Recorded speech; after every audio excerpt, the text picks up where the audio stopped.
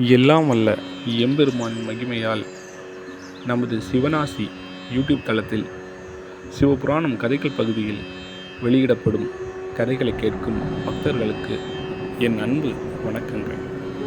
சிவபுராணம் கதைகள் பகுதியில் இன்று நாம் சிவனிடமிருந்து விஷ்ணு சக்கராயுதம் பெறுதல் எனும் தலைப்பை பற்றி தான் பார்க்கப் போகிறோம். அர்ஜுனன் சிவபூஜை செய்து சிவபெருமானை குறித்து தவம் ஏற்றி பாசுபதாஸ்திரம் பெற்று வந்த செய்தியை கேட்ட கிருஷ்ணன் மனமகிழ்ந்து அவனை பாராட்டினான். இனி உங்களுக்கு துரியோதனர்களை பற்றிய கவலை வேண்டாம். சிவபெருமானின் அருள் கடாட்சம் பெற்றவருக்கு எந்த காரியத்திலும் தோல்வியே இல்லை. எனக்கு சக்கராயுதம் அளித்தவரே அவர்தான் என்றார். மகாவிஷ்ணு சிவபெருமானிடம் சக்கராயுதம் பெற்ற விருதாந்தத்தை அறிய வேண்டுமென்று நைமிசாரண்ய வாசிகள் விரும்பவே சூதர் அதை சொல்லத் தொடங்கினார். ஒரு சமயம் அரக்கர்களின் பலம் அதிகமாயிருந்தது. அவர்களால் பல விதங்களிலும் துன்புறுத்தப்பட்ட தேவர்கள் மகாவிஷ்ணுவை சரணடைந்தனர். பிரபு பன்னக சயனா, தாங்கள் தான் எங்களை காப்பாற்ற வேண்டும் என்று பிரார்த்தித்தனர்.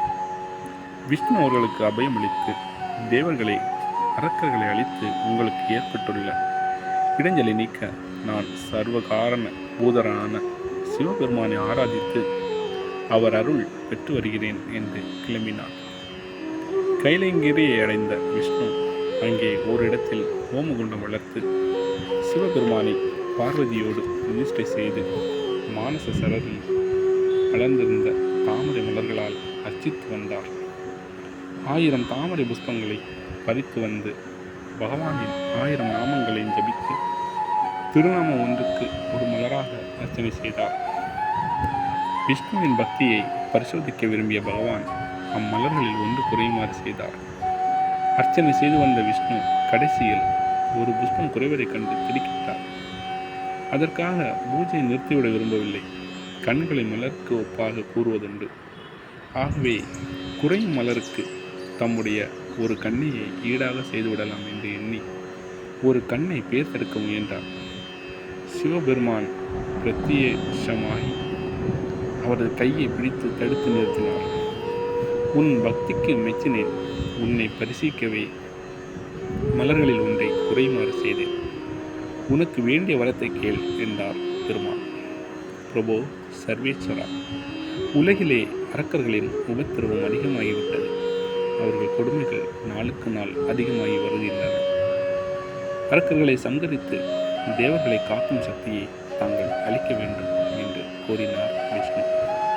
சுதர்சனம் என்ற சக்கரதாயத்தை விஷ்ணுவுக்கு அளித்து, இந்த அஸ்திரத்தால் அரக்கர்களை அழித்து தேவர்களை காப்பாற்றும் சக்தியை உனக்கு அளித்தேன் என்றார் ஈசன். சுதர்சனத்தை பெற்றுக்கொண்ட விஷ்ணு சிவபெருமானை பணிந்து 1000 நாமங்களையும் கூறி துதித்தார்.